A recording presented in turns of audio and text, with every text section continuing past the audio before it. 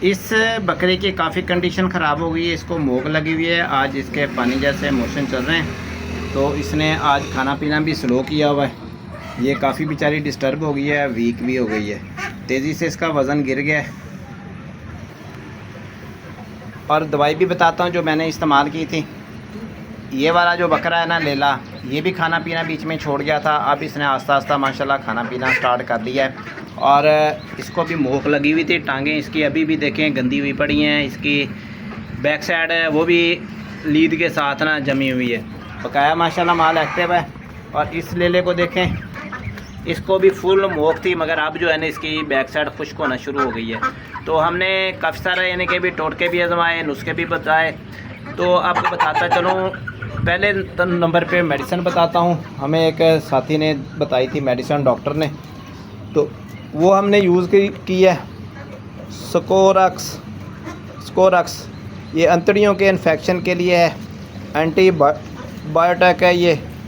इसमें काफ़ी सारे अज़ा शामिल हैं, नुस्खा आपके सामने लिखा हुआ है। तो दोस्तों ये मैंने इस्तेमाल करवाया। 30 ml जो है ना हमने बड़ी बकरी को दिया है, इस बकरी को 30 ml दिया है। और जो छोटी हैं ये वाली थी, इसको 20 ml दिया था। मगर अच्छी तरह हिलाया पहले बोतल को, इस तरह अच्छी तरह हिला कर फिर यानी कि भी इन बकरियों के आगे दिया है। अब दो ने तो माशाल्लाह खाना पीना स्टार्ट कर दिया है और इनकी मोक भी आगे से गाढ़ी हो गई है, पतली से गाढ़ी हो गई है। इस बकरी की अभी कंडीशन नहीं संभल रही, ये अभी फुल स्टार्ट ही मोक है। मैं आपको टोटके भी बता दूँ। टोटके हमने क्या दोस्तों आजमाए हैं, टोटके हमने ये आजमाए हैं कि थोड़ा सा इसबगोल, एक जानवर को आधी चमची इसबगोल की आधी चमची जो है ना चाय वाली, खुश्क चाय वाली पत्ती हमने शामिल करके इनको दी है। और खुश्क शाम के टाइम जब ये खा पी लेते थे चारा, उसके बाद इनको दे देते। समझ लें कि एक चाय वाली पत्ती जो है ना वो हो जाती थी चम्मच टोटल, जैसे चावल खाने वाला है। आधी चम्मच चाय वाली पत्ती खुशक और आधा चम्मच इसबगोल का। तो ये हमने टोटका आजमाया, ये तीनों को दिया, इससे लेले को भी, और उसको जो छोटा लेला टैडी नज़र आ रहा है कीटा आपको बीच में, इसको भी दिया, इस बकरी को भी दिया। मगर इसको कंडीशन जो है ना वो चेंज नहीं हो सकी। और ये वैसे की वैसे अभी डॉक्टर से मशवरा करते हैं कि क्या इसको मसला है, क्यों इसके पेट में मरोड़ उससे उठ रहे हैं। तो इसकी दवाई अभी एक और साथी ने बताई है कि वो थोड़ी सी चेंज करें और उसको दें। तो माशाल्लाह कंडीशन काफ़ी बेहतर है इस बकरी के अलावा। किसी को भी बकरी को मोक लगी हो तो आपने एहतियाती तदाबीर करनी है। मोक शुरू होते ही काम स्टार्ट कर दें, जामन के पत्ते भी लाकर डालें, और इस दवाई को भी इस्तेमाल करवाएं। ज़्यादा कंडीशन ना ख़राब होने पाए तो एक लाइक कीजिएगा हमारी वीडियो को, आगे दोस्तों के साथ शेयर कर दीजिएगा। मैं रोज़ाना अपडेट देता रहता हूँ।